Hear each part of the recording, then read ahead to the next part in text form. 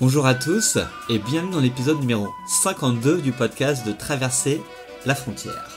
Alors notre invitée du jour s'appelle Maria et en fait elle va nous raconter son expérience de vie sur l'île Rodrigue. Alors l'île Rodrigue, ça vous dit probablement rien du tout. En fait c'est une île située à 2 heures de l'île Maurice, donc en plein milieu de l'océan Indien.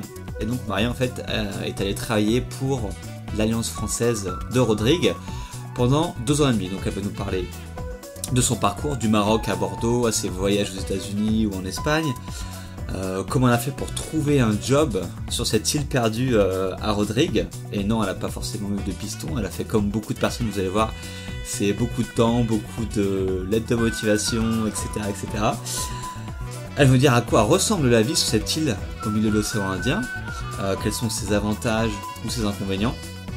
Et enfin, elle vous dira en fait tous ses conseils pour que si vous avez envie de travailler à l'étranger, parce qu'elle a beaucoup travaillé à l'étranger, elle est notamment actuellement en Colombie, et donc du coup elle va vous donner un petit peu ses astuces pour travailler en Alliance française ou travailler globalement dans des pays à l'étranger. Juste avant de commencer, je voulais juste vous parler d'un petit truc. Comme vous le savez, les podcasts sont gratuits, moi je gagne pas d'argent avec et ça me prend beaucoup de temps. Et en fait ce que j'aimerais, c'est pas avoir de l'argent bien sûr, c'est juste si vous avez 2 minutes, c'est de me laisser une review, enfin un commentaire sur iTunes. Donc je sais pas si vous savez, mais iTunes c'est un petit peu l'endroit où les gens découvrent des podcasts. Et plus vous mettrez des notes, donc vous pouvez soit laisser une note en fait de 1 à 5 étoiles, ou soit laisser carrément un commentaire, comme on peut le faire sur des livres sur Amazon ou des choses comme ça. Et en fait moi ça me permettrait d'une d'avoir vos retours sur le podcast, et de deux de pouvoir permettre à plus de gens de découvrir le podcast et les interviews que je fais. Donc pour me laisser un commentaire, c'est simple, il suffit d'aller sur traverserlafrontière.com/iTunes et vous serez redirigé vers la page du podcast sur iTunes, ou aller directement sur iTunes et taper Traverser la frontière pour retrouver le podcast. Donc voilà, en allant sur l'URL traverserlafrontière.com/iTunes, vous pouvez laisser votre note et votre avis sur le podcast. Moi ça me ferait beaucoup plaisir et ça permettra surtout au podcast d'être un petit peu plus connu, et moi c'est ma seule rémunération, c'est qu'il y ait plus de gens qui écoutent. Merci à vous si vous prenez ces 2 minutes, et je vous laisse maintenant avec Maria. Allô Maria? Oui, Mickaël. Ça va? Ça va et toi? Ça va, impeccable. Bon alors toi, tu vis en Colombie actuellement, c'est ça hein? Je vis en Colombie depuis janvier 2016, ouais. D'accord. Ça va, tout se passe bien, qu'est-ce que tu fais là-bas? Bah écoute, ouais, tout se passe bien. Je suis arrivée en janvier pour travailler en fait à l'Alliance française de Carthagène comme directrice. Du coup, j'ai décroché le boulot avant d'arriver, et ce qui m'a permis, c'est un contrat d'1 an, donc d'arriver, de pouvoir travailler pendant 1 an et de m'installer en fait pendant 1 an à Carthagène. Ok. Bon, on va revenir en arrière parce que je sais que tu as un parcours, on va dire, assez varié. Tu as pas mal voyagé, tu as pas mal travaillé à l'étranger. Est-ce que tu pourrais, pour les gens qui écoutent, j'arrive plus à parler français, est-ce que tu pourrais nous résumer un petit peu ton parcours, un petit peu d'où tu viens, un petit peu ton background et ton parcours, on va dire, ces dernières années? Oui, bien sûr. Alors, écoute, à la base, je suis née, j'ai grandi au Maroc. Donc voilà, les 18 premières années de ma vie, c'était au Maroc. J'ai étudié dans un lycée français, et à 18 ans, en fait, je suis partie en France, à Bordeaux, pour poursuivre mes études supérieures. Donc, j'ai fait des études de lettres, et après un master en ingénierie culturelle. C'est des nouveaux masters qui existent en France pour travailler dans le milieu de la culture. Et du coup, voilà, une fois le master en poche, ça faisait un moment que j'avais des envies de voyage et que j'attendais de pouvoir partir. Donc voilà, écoute, quand j'ai eu mon master, je suis rentrée, j'ai fait un petit saut en arrière au Maroc pour travailler pendant 6 mois, pour mettre de l'argent de côté et pour réaliser mon premier grand rêve qui était de partir aux États-Unis. Je rêvais de San Francisco depuis un petit moment, et du coup, voilà, j'ai pu le réaliser en 2010. Je suis partie pour environ 5 mois. Voilà, j'ai visité la côte est des États-Unis, puis je suis allée à San Francisco, j'ai passé 3 mois. Ouais. J'ai fait Hawaï aussi, pour le plaisir. Et après les 5-6 mois aux États-Unis, je suis rentrée en Europe. Et j'ai travaillé un petit peu à Bordeaux. Pareil, c'est toujours le même cycle en fait. Je rentre pour économiser des sous, pour repartir un peu loin. Mais en fait, voilà, moi j'aime bien travailler en fait quand je pars à l'étranger. J'aime bien m'installer pour voilà, au moins 6 mois, voire 1 an, voire 2. Voilà, je pars pas en mode sac à dos. Je suis vraiment plus voilà, m'installer dans le pays, vivre pendant plusieurs mois. Et du coup, bah écoute, une fois que j'avais refait mes petites économies à Bordeaux, je cherchais à partir. Et c'est là en fait où j'ai découvert le réseau des Alliances françaises. Ouais. Donc, en cherchant, parce que dans le milieu culturel, quand on a envie de bosser dans le culturel mais à l'international, il n'y a pas énormément d'options. Donc, le réseau des Alliances françaises, c'est génial pour ça, parce que voilà, ça existe il y a 800 alliances dans 134 pays. Du coup, ça permet d'avoir pas mal d'opportunités. Et puis, il y a pas mal d'alliances aussi qui accueillent des jeunes diplômés. Il y en a évidemment, il y a des postes qui sont réservés à des fonctionnaires du ministère des Affaires étrangères avec 20 ans d'expérience. Mais il y en a d'autres qui sont ouverts pour des jeunes diplômés. Du coup, j'ai commencé à chercher. Et écoute, je suis partie avec un VI en volontariat international. Okay. Donc il y a un site pour ça en fait qui s'appelle CiviWeb et du coup en fait il référence toutes les annonces pour les jeunes diplômés, les stagiaires aussi dans le monde, pas juste dans la culture, c'est vraiment dans tous les domaines. Et du coup j'ai trouvé mon offre d'emploi grâce à ce site. Okay. Et du coup je suis partie assez loin dans un lieu dont je n'avais jamais entendu parler, qui s'appelle l'île Rodrigue. Donc cette île Rodrigue en fait elle est située au plein milieu de l'océan Indien, près de l'île Maurice. Donc elle appartient à l'île Maurice, donc l'île Maurice qui est une république indépendante parce qu'on a tendance à penser qu'elle appartient à la France ou au Royaume-Uni. Elle appartient à personne, elle est indépendante et du coup il y a l'île Maurice, la principale, et il y a l'île Rodrigue qui est à peu près située à 650 km à l'est et du coup voilà qui est rattachée politiquement mais qui bénéficie d'un statut d'autonomie. Donc je suis partie là-bas en sachant pas trop où j'allais atterrir parce que sur Google Maps c'était vraiment un petit point perdu dans l'océan Indien. Je t'avoue que mes parents flippaient un petit peu à l'idée de me laisser partir nulle part quoi. Enfin, et moi non plus franchement je savais pas trop à quoi m'attendre. Je pensais au début quand j'ai postulé à l'annonce il y avait écrit Rodrigue Maurice. Donc moi si tu veux je pensais que Rodrigue c'était une ville dans Maurice tu vois. Sur l'île Maurice. Et en fait, pas du tout. C'est vraiment une petite île perdue. Elle fait 18 km sur 8.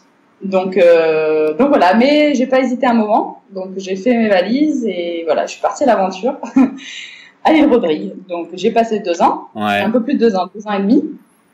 Et ensuite, écoute, pareil, retour à la case France.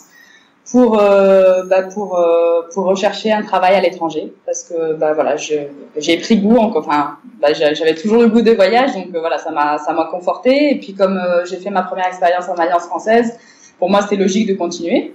Du coup écoute quand je suis rentrée en France j'ai commencé à postuler encore une fois plein d'annonces et c'est là où j'ai décroché Carthagène en Colombie toujours comme directrice d'Alliance française. Okay. Et voilà pour te résumer un peu mon parcours. Voilà. Nickel. T'en as fait déjà en plus, je pense que t'as oublié quelques petites expériences par-ci par-là, mais. Oh, c'est possible, mais là c'était les points phares de mon parcours. Ok, non mais c'est parfait. Et bien du coup, pourquoi t'as eu cette envie de vouloir travailler à l'étranger, de pas vouloir rester en France? Écoute, tout simplement, c'est vrai qu'on me pose beaucoup la question. Ouais. Pour moi, en fait, c'est assez évident, c'est que j'ai grandi au Maroc, donc pour moi, j'ai vécu 18 ans au Maroc. J'estime que je connais bien, tu vois. Et en France, j'ai passé 7 ans. J'estime que je connais bien. Et pour moi, le monde est vaste, tu vois. Donc, pourquoi rester dans un pays toute sa vie alors qu'il y a autant de coins, d'îles, de pays à découvrir, à explorer. Donc, pour moi, là, la question se pose même pas, tu vois. Okay. C'est comme, je sais pas, vivre dans la maison, rester chez soi toute la journée, toute sa vie, alors tu peux sortir dans la rue, aller dans d'autres maisons, explorer d'autres parcs, tu vois. Ouais. Enfin, voilà. Et c'est vrai que j'ai pas trop la notion de frontière, tu vois. Pour moi, c'est pas ou de pays ou de nationalité encore moins, tu vois. Mm-hmm. C'est pas quelque chose je suis pas très nationaliste, tu vois. Enfin, je sais pas. Mes parents me disent souvent oui, mais il faut que tu rentres, travailler dans ton pays, voilà. Mais c'est vrai que pour moi, ça veut absolument rien dire ça. Ouais. Voilà, j'ai du mal à me raccrocher en fait à une seule chose ou à un pays ou à une nationalité. voilà, moi je vois le monde, je vois une planète, je vois plein de pays à découvrir, donc je sais pas, apparemment c'est scientifiquement prouvé que c'est dans nos gènes. Les gens qui adorent voyager, apparemment on a un gène du voyageur, du nomade. Ah bon?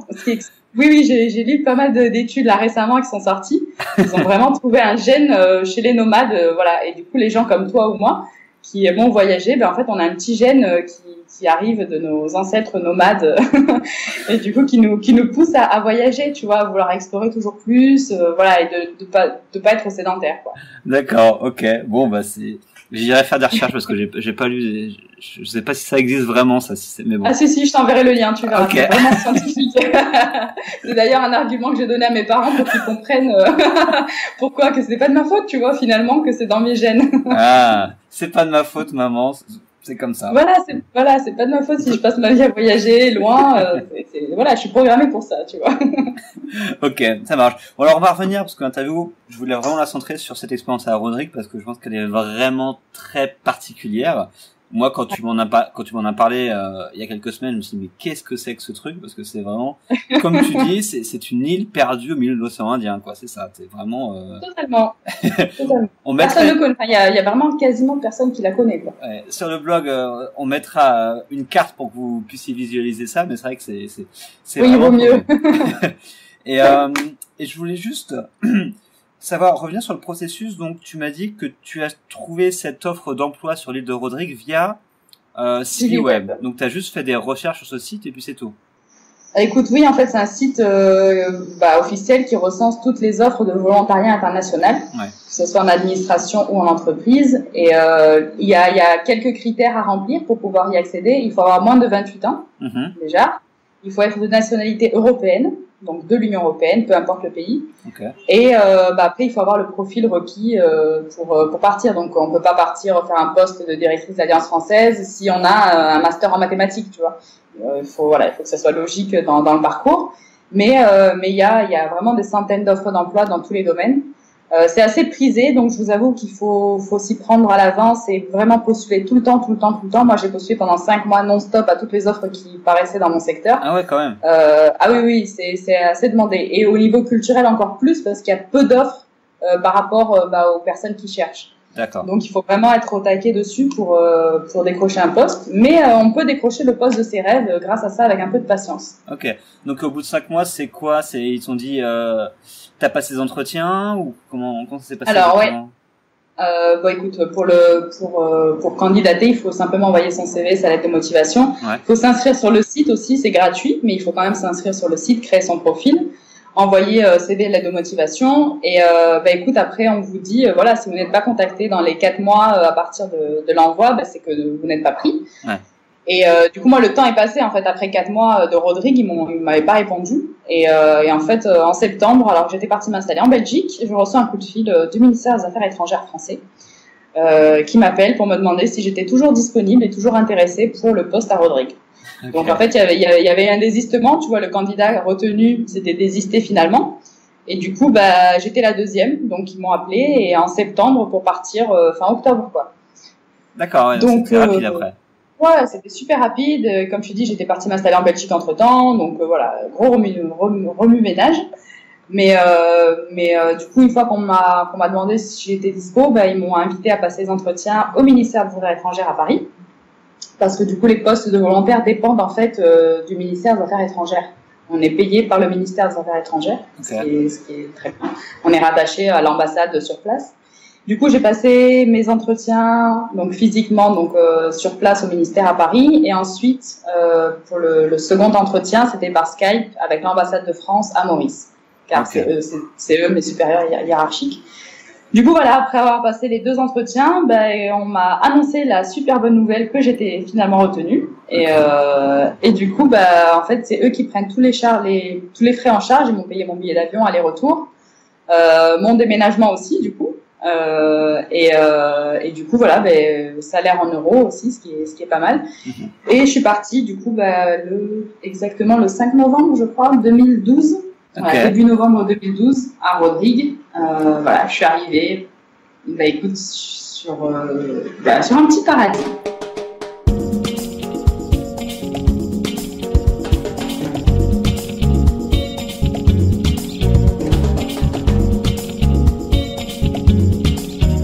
comment tu décrirais un petit peu cette île? Parce que on a dit que la partie à Maurice, du coup, qu'elle est perdue dans l'océan, qu'elle est petite, 18 km sur 8, c'est ça? Non, je sais plus.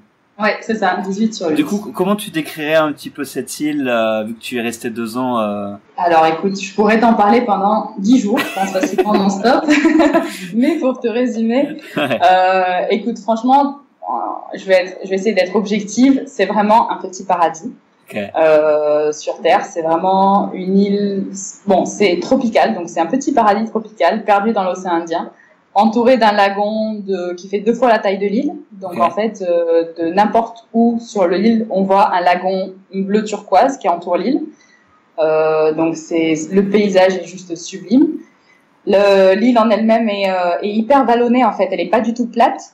C'est vraiment vallonné, ce qui fait qu'en réalité, quand on est sur place, elle apparaît beaucoup plus grande que ce qu'on imagine, parce que quand on se dit 18 km sur 8, sur du plat, ça fait pas grand, mais en fait, quand c'est vallonné et que les routes du coup sont un peu sinueuses, ça monte, ça descend, ça apparaît vachement plus grand. Du coup, voilà, il y a des montagnes, des grandes collines, de la plage, du lagon, des plaines, c'est vraiment très varié au niveau des paysages, c'est très riche. Au niveau de la faune et de la flore aussi, tu vois, il y a vraiment des espèces endémiques qui sont là sur l'île, autant au niveau des animaux que des plantes.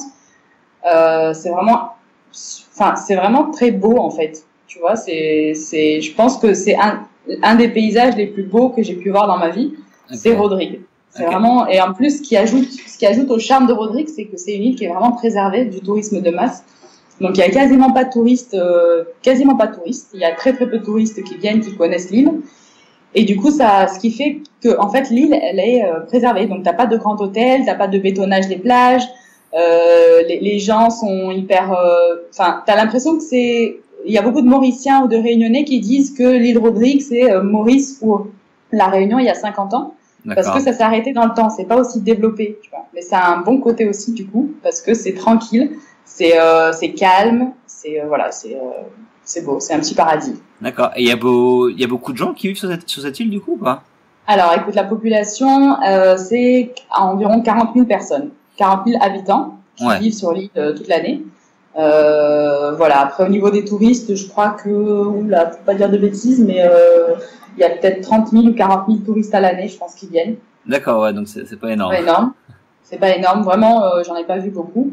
La haute saison, c'est décembre-janvier, pendant les vacances scolaires, où il y a pas mal de Réunionnais qui viennent, et de Mauriciens évidemment, mais sinon voilà, les habitants, 40 000 et encore ça paraît beaucoup comme ça, mais sur l'île en fait ils sont très éparpillés, il n'y a pas une grosse ville, c'est plutôt des tout petits villages, même la capitale de l'île elle est assez petite, il y a 4 rues sur 4 rues quoi. Okay. Et mais il y a un port, il y a un bateau qui vient de l'île Maurice pour réapprovisionner en nourriture, en produits industrialisés. Mais franchement, c'est une île qui a vraiment un charme fou parce que justement du fait qu'on ait l'impression que le temps soit suspendu et du calme, du silence qui règne, tu vois, c'est vraiment très paisible en fait. Ouais. Et ils font quoi les gens sur l'île? Parce que vu qu'elle est tellement petite, ils vivent de quoi les gens? Alors écoute, les Rodriguais, la population locale, vivent majoritairement de l'agriculture et de la pêche. Okay. Donc voilà, comme c'est une île, il y a forcément il y a l'océan tout autour, donc les réserves de poissons sont quasi illimitées. Donc pas beaucoup de pêche, vraiment énormément de pêcheurs, mais de la pêche traditionnelle, ce qu'ils appellent la pêche à la Seine, autant dans le lagon qu'en dehors. Il y a pas mal de tout ce qui est fruits de mer, il y en a à foison, du poisson frais à foison. Ouais. D'ailleurs ça c'est un des plaisirs de vivre là-bas, c'est que tu peux manger des fruits de mer et des poissons tous les jours et que c'est frais, que ça sort de la mer, tu l'achètes à ton petit pêcheur en bord du lagon et tu le cuisines et c'est succulent. Ouais, génial. Donc le premier c'est la pêche, le deuxième c'est l'agriculture parce que mine de rien il y a quand même de l'espace comme c'est vallonné et que écoute, comme c'est un climat tropical, il y a quand même en saison de pluie, il y a de la pluie. Du coup, il y a tout ce qui est fruits et légumes, on le produit sur place. Enfin, je dis on, mais parce que je me pas toi.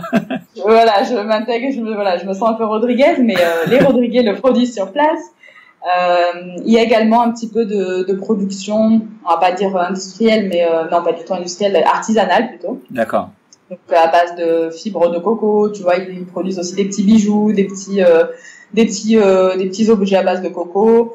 Il y a de l'élevage aussi, tout ce qui est porc, vaches, brebis, voilà, les cabris surtout, comme ils les appellent là-bas. Donc voilà, on va dire pêche, agriculture, élevage, c'est vraiment traditionnel, donc c'est ça les vrais postes. Après, il y a certaines personnes qui travaillent quand même, il y a quelques banques, il y a quelques services, tu vois. Ouais.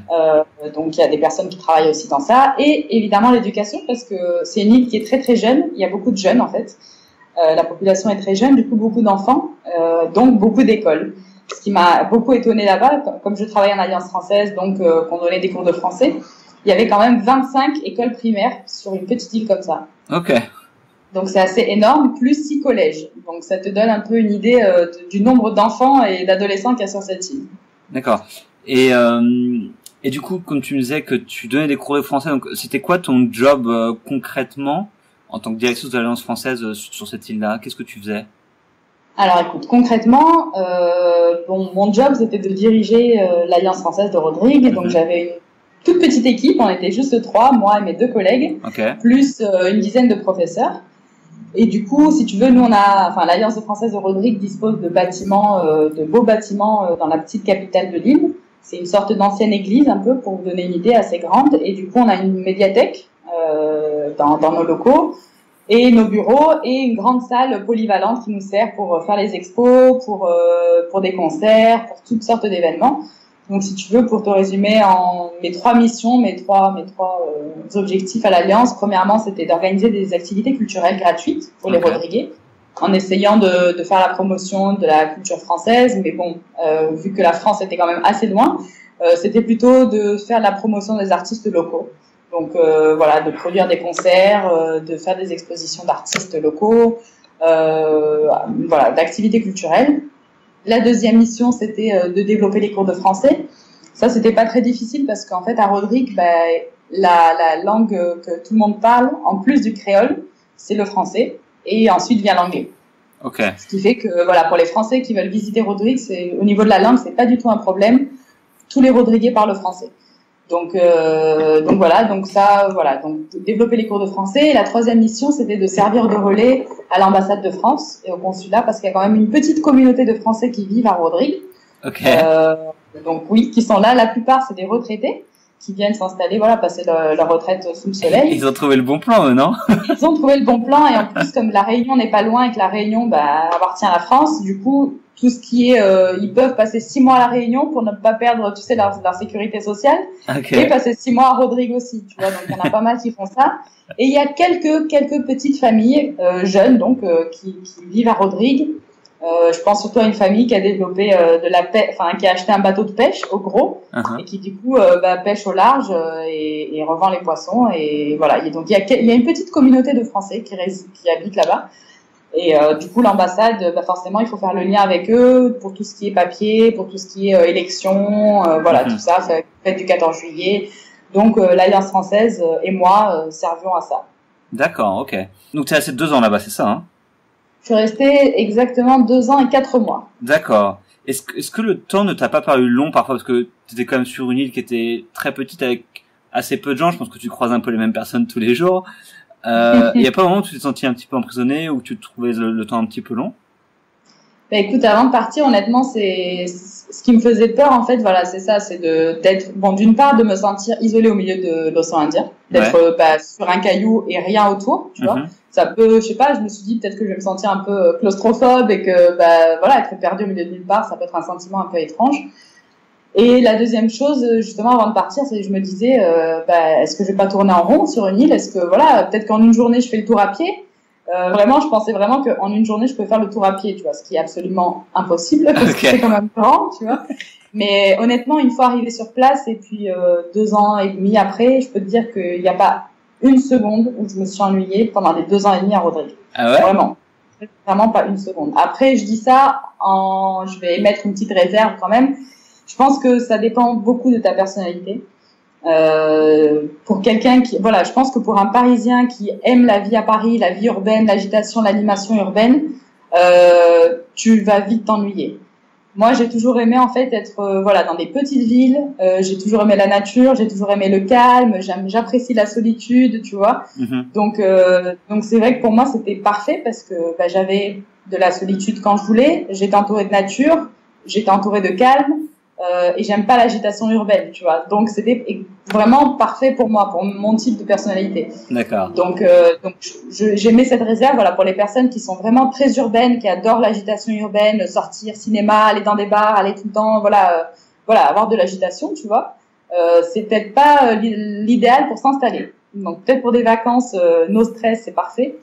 Mais si quelqu'un envisage de s'installer à Rodrigue, il faut vraiment être sûr de pouvoir apprécier le calme, la nature, l'absence de divertissement, parce que voilà, il y a pas de cinéma, il y a pas de théâtre, il y a quelques bars et quelques boîtes de nuit, il y a pas de centres commerciaux, il y a rien, enfin, je veux dire, tout ce qu'on connaît au niveau d'urbanisme, enfin dans des villes, il y a rien. Il faut s'imaginer vivre dans un petit village de campagne. Ouais. Voilà, pour vous donner une idée. Mais ça a plein d'avantages parce que au niveau des sports, il y a plein de sports qu'on peut faire et qui coûtent pas cher. Et Rodrigue, c'est un petit paradis pour les kitesurfers. Donc tout ce qui est kitesurf, il y a un lagon magnifique autour, c'est sécurisé, on peut apprendre, ça coûte pas très cher, c'est vraiment génial. Il y a plein de sentiers de randonnée à faire sur toute l'île, sublime, vraiment. Il y a évidemment tout ce qui est plongée, plongée sous-marine, plongée en bouteille comme plongée en masque tuba. Voilà, dans le lagon, c'est juste, il y a pas mieux, quoi. On a un lagon protégé et on peut faire du snorkeling partout dans le lagon, sortir ensuite en bouteille, faire de la pêche. Il y a plein de Français, enfin, la plupart des touristes, des peu de touristes qui viennent, c'est pour faire de la pêche. D'accord. Pareil, ça coûte pas cher. Ils peuvent partir en mer avec des bateaux pendant 3-4 jours, faire de la pêche. Donc franchement, il y a plein d'activités à faire si on aime voilà le sport et la nature, quoi. C'est chasse, comment on dit, chasse nature et découverte, un truc comme ça.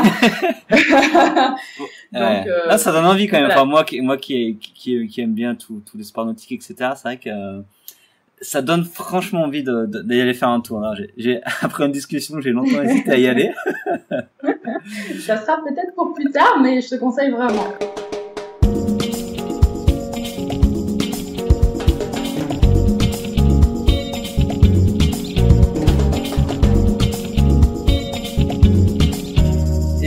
Quoi je sais pas, est-ce que tu as des points négatifs outre le fait que justement pour les personnes qui aiment que ça bouge, etc. C'est pas forcément idéal, mais est-ce qu'il y aurait un ou deux trucs que t'as pas forcément aimé sur cette île-là?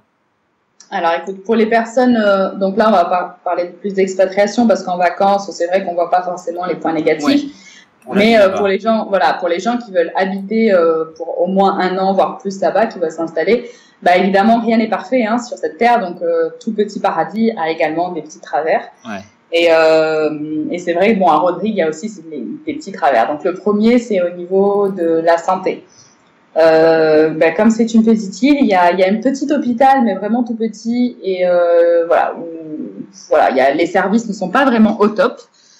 Donc pour soigner des petits bobos de tous les jours, il n'y a pas de souci, on peut se soigner, mais quand ça devient un peu plus grave, il faut on nous envoie en fait à l'île Maurice, voire à la Réunion. D'accord. Donc en cas de maladie grave ou de maladie chronique, c'est pas conseillé de s'installer à Rodrigue. En cas quand on a vraiment un pépin de santé grave, moi je conseille pas de rester à Rodrigue, quoi. Il vaut mieux aller à Maurice, voire à la Réunion. Pareil, c'est vrai qu'en cas d'accident de la route, ça peut arriver, ou d'accident de plongée, ou des choses comme ça. C'est pas très rassurant de savoir que s'il nous arrive un gros pépin, on a le temps de mourir jusqu'à arriver à l'île Maurice ou à la Réunion, quoi. Ouais. Donc c'est vrai que moi, pendant les 2 ans, ce qui me faisait un tout petit peu flipper, c'était que s'il m'arrivait quelque chose de très très grave, j'étais pas dans un lieu, on allait me soigner très vite, comme en France, par exemple. Ouais. Donc ça, c'est le premier petit travers, on va dire. Le deuxième, c'est que, comme dans toute petite communauté, comme tout petit village en France, pour donner un élément de comparaison, c'est que forcément tout se sait et que tout le monde parle sur tout le monde. Donc c'est vrai que les commérages sont un point fort de cette petite île créole. Donc c'est vrai que et surtout quand on arrive et que comme étrangère et que forcément j'étais un peu le personnage public parce que tout le monde connaît l'Alliance française et tout le monde connaît la directrice de l'Alliance française. Donc forcément en fait on devient un peu un centre d'intérêt. C'était une star. Les hommes on va dire une petite star locale, quoi. Mais c'est vrai que en fait eux ils voient l'Alliance française comme la représentation de la France. Donc c'est vrai qu'ils me voyaient moi comme la représentante de la France, donc un peu une mini ambassadrice, quoi. Ouais. Ce Ce qui fait que oui, les yeux sont un peu braqués et que les créoles sont un peu beaucoup séducteurs, très dragueurs, les hommes. Du coup, c'est vrai que bon, il faut être prêt à ça. Et comme je travaille dans un espace public, les gens peuvent venir. Donc c'est vrai qu'il y a eu pas mal j'ai dû rejeter pas mal de propositions de Rodriguez de tout âge, de 18 à 78 ans. mais bon, honnêtement, ça fait partie de la culture et c'est jamais méchant. Franchement, c'est assez mignon, c'est assez gentil. Même si ça peut être un peu insistant, mais bon, une fois qu'on remet les gens à leur place, les gens arrêtent, donc il y a pas de souci. Ouais. Et après, bon, ce qui est un peu plus difficile à supporter, c'est quand il y a beaucoup de commérages et beaucoup les gens inventent des choses aussi, et puis voilà, donc inventent des choses sur la vie personnelle de la personne, quoi. Donc après, ils le font aussi entre eux, mais en fait, au début, ça me paraissait très bizarre, tu vois, parce que je l'avais pas vécu avant. Du coup, je comprenais pas trop pourquoi cet intérêt comme ça à inventer des choses, à sortir des ragots. Et en fait, au bout d'un certain moment, j'ai compris que ça faisait partie aussi de la culture locale. Ouais. Qu'il n'y a pas de divertissement, donc les gens ne sont pas occupés toute la journée à travailler ou à faire des choses, voilà. Donc ils ont besoin de s'inventer quelque chose, tu vois. Donc voilà, pour moi ça fait partie du divertissement que les gens s'inventent des choses, parlent sur les autres, mais il faut pas le prendre à cœur en fait. Ouais. Il faut vraiment pas le prendre à cœur. Moi j'avais tendance franchement au début à le prendre à cœur. Et à chercher pourquoi on inventait des choses sur moi, ou pourquoi on médisait, ou pourquoi il y avait des ragots. Et en fait, j'ai compris que tout le monde le faisait sur tout le monde, c'était pas juste sur moi, donc il fallait accepter les choses et puis vivre sa vie normalement sans s'en préoccuper, tu vois. Et en fait, franchement, je suis ressortie beaucoup plus fort de cette expérience parce que je pense que maintenant, même si j'étais à la place d'Angelina Jolie en plein divorce, rien ne m'affecterait, aucun potin des paparazzis ne m'affecterait parce que maintenant je suis assez blindée, tu vois. Donc c'est vraiment une très bonne expérience à ce niveau-là. Mais à part ça, franchement, à part la santé, les ragots, et la séduction créole, je dirais qu'il y a pas d'autres problèmes. Au niveau de la sécurité, c'est génial parce qu'il y a quasiment pas d'insécurité sur l'île. Ouais. Plusieurs fois, j'ai laissé mon scooter avec la clé dessus en sortant de boîte de nuit. Mon scooter était toujours là avec la clé dessus. C'est inimaginable en France. Franchement, à part ça, c'est rien du tout. Les 3 petits travers, tout le reste est génial, quoi. Les gens sont hyper chaleureux, hyper accueillants et sincères aussi dans leur relation, tu vois. Ils cherchent pas forcément à tirer profit de toi ou quoi. C'est vraiment, c'est des relations. Voilà, j'ai vraiment noué des amitiés très sincères que je garde encore 3 ans après. Et puis je sais pas, franchement, on se sent très très bien. On peut s'intégrer très facilement si on est ouvert, évidemment. Il faut pas arriver en mode oui, vous faites pas ça bien, je vais vous apprendre comment pêcher, je vais vous apprendre comment vivre, je vais vous apprendre... Parce qu'il y a certaines personnes qui vivent là-bas qui sont un peu dans cet esprit, tu vois, un peu, on va dire, néo-colonisateur, c'est vrai.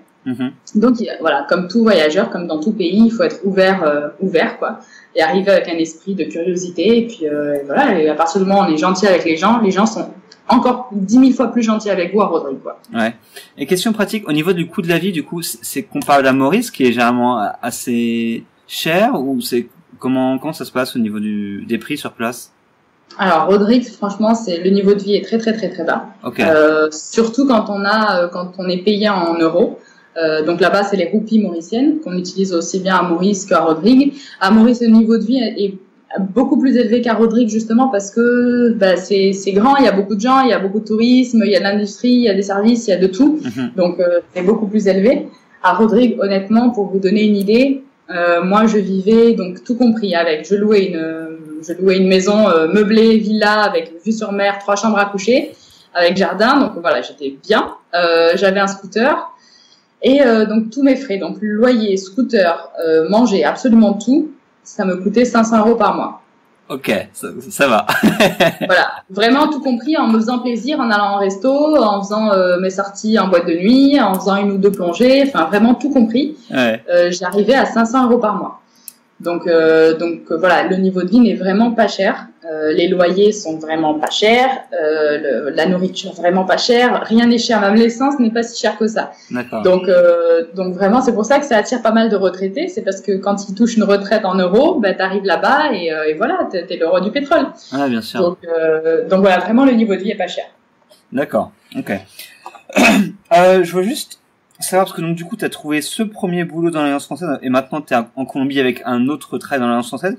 Je veux juste savoir, ce serait quoi tes conseils à donner aux personnes justement qui aimeraient travailler dans l'une des 800 alliances françaises qui existent dans le monde, que ce soit pas forcément en directeur, directrice, mais ou en professeur de français ou attaché culturel, enfin je sais pas trop, je sais qu'il y a plusieurs types de jobs là-dedans. Quels seraient un peu les types de jobs dans les alliances françaises et comment on peut faire pour y travailler? Ok. Alors écoute, on va dire qu'il y a quatre profils qui sont recherchés. Ouais. Le premier, donc c'est professeur de français, langue étrangère, donc professeur de FLE, comme on dit en France. Ouais. Il y a plusieurs masters, diplômes qui permettent d'y accéder, mais il faut vraiment avoir cette formation pour y accéder, donc pour un vrai travail rémunéré comme professeur de FLE. Le deuxième poste, c'est coordinateur pédagogique. Okay. Donc là, c'est pour gérer tout ce qui est cours de français au niveau de l'Alliance, mais aussi avec les partenaires externes. Donc là, c'est plus un profil FLE, plus un peu de gestion, ou si on a fait si on a déjà travaillé si on a déjà occupé ce poste-là. Troisième profil, c'est coordinateur culturel. Okay. Donc là, il faut plutôt avoir un master dans la gestion culturelle. Donc là, c'est vraiment pour s'occuper de toute la partie d'organisation, d'événements, d'activités culturelles au sein d'une alliance. Et le quatrième profil, c'est directeur ou directrice d'alliance. Et pareil, là, il y a deux branches. Soit on est en contrat local, comme moi actuellement ici, donc je suis payée dans la monnaie locale et je dépends de la loi du travail de la Colombie. Ou sinon, pour les personnes qui font partie du ministère de l'Éducation ou des Affaires étrangères, là ils ont un poste d'expat, donc eux sont payés en euros. Mais c'est quand même des postes qui sont accessibles à un niveau d'expérience relativement très élevé. D'accord. Donc pour les jeunes, c'est plutôt en contrat local. Il y a un site qui référence absolument toutes les annonces qui paraissent au sein de tout le réseau des alliances françaises mondiales. Okay. Ça s'appelle le site de la Fondation Alliance Française. Donc on tape Fondation Alliance Française sur Google et on le trouve très facilement.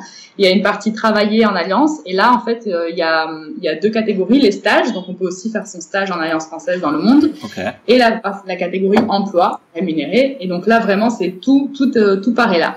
Je vous avoue que moi je le faisais pas mal d'envoyer des candidatures spontanées.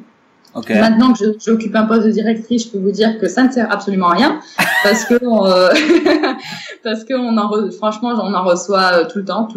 D'accord. Ok. Donc les candidatures spontanées, ça sert pas à grand chose parce qu'en fait dès qu'il y a un poste qui se libère, on le met sur le site de la Fondation Alliance Française, c'est automatique. Et sinon, honnêtement, on n'a pas le temps de répondre à toutes les candidatures qu'on nous envoie en mode spontané. Donc, ça sert pas à grand chose. Et la deuxième chose qu'il faut savoir, c'est que pour travailler en alliance, il faut répondre à une offre parce que sinon, c'est un peu compliqué. Nous, par exemple, ici en Colombie, on prend pas en charge les visas pour les personnes qu'on va faire travailler si elles sont étrangères, tu vois. Mm-hmm. Donc, il y a plein de gens qui m'écrivent, oui, moi je suis prof, je veux venir en Colombie m'installer. Sauf que, oui, c'est très bien, sauf que l'Alliance française de Carthagène ne va pas vous payer le visa, ne va pas vous faire de contrat de travail parce que on peut pas prendre en charge tous ces frais. D'accord. Donc voilà, on embauche, on a des professeurs français, mais qui ont déjà un visa parce qu'ils sont là depuis un certain temps ou mariés ici, et des profs colombiens qui n'ont pas besoin de visa. Donc mon conseil, c'est vraiment de passer par le site de la Fondation de l'Alliance française si vous voulez faire un stage ou travailler en alliance. C'est vraiment le site de référence avec CV Web pour tout ce qui est volontariat international. Donc si vous avez moins de 28 ans. Donc c'est vraiment les deux sites où il faut consulter les annonces très très très régulièrement parce que ça paraît, il y en a peut-être une qui va paraître ce mois-ci, une le mois prochain, mais il faut être tout le temps dessus pour ne pas rater d'opportunités. Et évidemment, mon conseil, c'est d'avoir le profil requis. Comme je disais, il faut pas avoir un master en maths pour être directrice d'Alliance française. Donc, bien sûr. mais sinon, vraiment, pour les personnes qui veulent vivre à l'étranger, avoir au moins une expérience à l'étranger, c'est vraiment très bien parce qu'en plus, on perd pas l'attache avec la France. On travaille en Alliance française. Donc moi, je suis en relation avec l'ambassade de France en Colombie, avec la consule à Carthagène. Donc on reste un peu rattaché à ça. Ça peut être sécurisant pour certaines personnes dont c'est la première expérience à l'étranger. Ouais. Et vraiment, c'est un réseau, c'est vraiment un super réseau pour travailler. Donc ceux qui ont le profil, qui veulent partir, n'hésitez pas à postuler via les deux sites que j'ai donnés. Ok, ça marche. Et du coup, c'est quoi le futur pour toi, Maria? Parce que là, t'as passé 2 ans à Rodrigue en Alliance française. Là, tu viens de passer, tu vas sur tes 1 an en Colombie. Du coup, l'année prochaine, c'est une autre alliance française dans un autre pays ou c'est quoi tes plans? Bah écoute, donc là oui, je vais finir mon année en Colombie, à Carthagène. Après, bah écoute, j'ai un contrat d'1 an s'il y a possibilité de le renouveler ou pas. Mais je t'avoue que là, je commence encore un petit peu à avoir la bougeotte. Ok. Donc non, bah écoute, j'avais très envie de partir en Amérique du Sud, enfin en Amérique latine. Et du coup, je voulais pas partir, voilà, comme je t'ai dit, en sac à dos. Je voulais avoir un poste. Donc là, j'ai eu mon poste à Carthagène. Je travaille à fond. C'est vrai que ça me prend énormément de temps. Mais à côté de ça, j'ai mon blog. Ah oui, bien sûr. Bah oui, je suis blogueuse. On a oublié d'en parler. Bah oui, t'as un blog. Attends, le nom, tu peux le rappeler pour tout le monde? Ouais, le nom du blog, bon, c'est en anglais, ça s'appelle The Tropical Dog, le chien tropical. Et en fait, j'ai créé mon blog au retour de Rodrigue parce qu'en fait, j'ai adopté un chien quand j'étais à Rodrigue. Ouais. Du coup, c'est un chien tropical, hein. Et du coup, en fait, mon blog, c'est un blog de voyage, mais la particularité, c'est comment voyager avec son chien. Parce que du coup, moi, depuis Rodrigue, voilà, je voyage tout le temps, mon chien est tout le temps avec moi. Donc, on est parti en France, en Grèce, au Maroc, et puis là, je l'ai ramenée avec moi en Colombie, donc elle est avec moi. Et voilà, l'objectif du blog, c'est de partager des bons plans pour voyager avec son chien, quelles destinations sont dog-friendly, lesquelles ne le sont pas, quelles sont les démarches à faire. Donc voilà, c'est une niche, comme on dit. Mais voilà, c'est mon blog, c'est un peu mon deuxième travail. Et je t'avoue qu'un peu comme toi, j'aimerais que ça soit mon travail à plein temps. Ouais, donc t'aimerais peut-être l'année prochaine travailler plus dessus, quoi. Voilà, c'est ça. Là, ça m'a donné, ça fait quoi? Ça fait 1 an et demi que je l'ai, le blog, donc ça m'a donné le temps de le développer, voilà. Mais maintenant, je suis à peu près sûre que je veux y passer tout mon temps. D'accord. Donc, voilà. Donc là, l'idée, c'est de finir mon année en Colombie, et puis avec les économies que j'aurais pu me faire en travaillant à l'Alliance, c'est de bouger un petit peu en Amérique du Sud avec mon chien, de faire quelques pays avant de rentrer en Europe, me poser un peu comme toi, pour travailler un peu sur le blog. Et après, écoute, qui vivra verra, on verra où le vent me portera. C'est vrai que je suis pas du genre à faire des plans sur les 5 ans à venir, plutôt sur les 5 mois à venir. Donc, donc écoute, je sais pas, on reparlera l'année prochaine pour voir où on en est. Ou on se croisera quelque part dans le monde, on sait pas. On arrive à la fin, on a un peu dépassé le temps, hein, tu vois. Je t'ai dit, Rodrigue, je peux en parler toute la vie. Ouais. Du coup, est-ce que tu aurais un dernier mot pour conclure cet épisode de podcast, que ce soit sur ton expérience à Rodrigue ou bien sur juste le fait de voyager, de travailler à l'étranger, etc. Un mot de la fin que tu aimerais faire partager aux auditeurs? Écoute, pour ceux qui ne l'ont pas encore fait, je sais qu'il y a beaucoup de gens qui hésitent à partir, qui hésitent à voyager, qui ont un peu peur, surtout de partir seul. C'est pas évident, c'est vrai. Mais voilà, je pense il faut vraiment sauter le pas. C'est vraiment le premier pas qui est le plus difficile, c'est de prendre la décision. Mais honnêtement, une fois qu'on est sur place, que ça soit pour travailler ou simplement pour voyager, on n'est jamais seul. On se fait très très vite des amis, on rencontre très vite des gens, et c'est des expériences qui restent inoubliables, quoi. Je pense que tu es complètement d'accord avec moi. Voilà, c'est toute expérience en voyage. Voilà, t'enrichis en fait, et ça te fait des souvenirs qui sont, voilà, que tu peux partager ensuite avec d'autres personnes. Tu peux créer un blog ensuite pour en parler, et dans tous les cas, c'est que du positif, c'est que du plaisir. Voilà, d'aller à la découverte du monde, à la découverte des autres, et de se découvrir aussi soi-même à travers les voyages. Donc voilà, pour moi, c'est que du plus, et je pense que je n'arrêterai jamais. Voilà. Ok, on va s'arrêter sur ça. C'est parfait, et je pense que beaucoup de gens se retrouveront dans tes paroles. En tout cas, moi, je m'y retrouve. Oui, moi dans les tiennes, hein. Maria, merci beaucoup à toi d'avoir pris le temps de nous raconter toute ton histoire. Je t'en prie, c'est avec grand plaisir. Et puis, je te souhaite une bonne fin de journée, enfin une bonne journée, vu que c'est le matin chez toi en Colombie, et puis on se dit à bientôt alors. Écoute, à très bientôt. Bonne nuit à toi. Et voilà. Et j'espère, voilà, s'il y a des auditeurs qui finalement partent à Rodrigue, n'hésitez pas à nous écrire, à Michael ou à moi, pour nous raconter votre expérience. Super, ce serait cool que des gens partent grâce au podcast. Oui, grave. Bon, allez. Super. À bientôt. Merci beaucoup, Michael. Merci. Ciao. Ciao, à bientôt.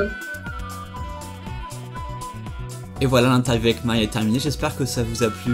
En tout cas, moi, j'ai été ravi de faire cette interview avec elle, d'en avoir appris un peu plus sur cette fameuse île Rodrigue. Merci beaucoup à elle d'avoir pris le temps de nous avoir raconté son histoire. Merci beaucoup à vous d'avoir encore une fois été présents et d'écouter ce podcast jusqu'au bout si vous m'écoutez, donc ça c'est cool. Et voilà, comme je vous l'ai dit à l'introduction du podcast, ça me ferait énormément plaisir si vous me laissiez une note ou un avis sur iTunes pour que le podcast soit un peu plus connu sur cette plateforme-là et qu'il y ait plus de gens qui découvrent toutes les interviews. Donc voilà, si vous avez 2 minutes, allez juste sur traverserlafrontière.com/iTunes. Donc iTunes c'est ITUNES et vous pourrez laisser directement votre avis sur le podcast. Donc voilà, merci beaucoup à vous si vous le faites. On se retrouve ensemble dans quelques semaines pour le prochain épisode. À bientôt, ciao.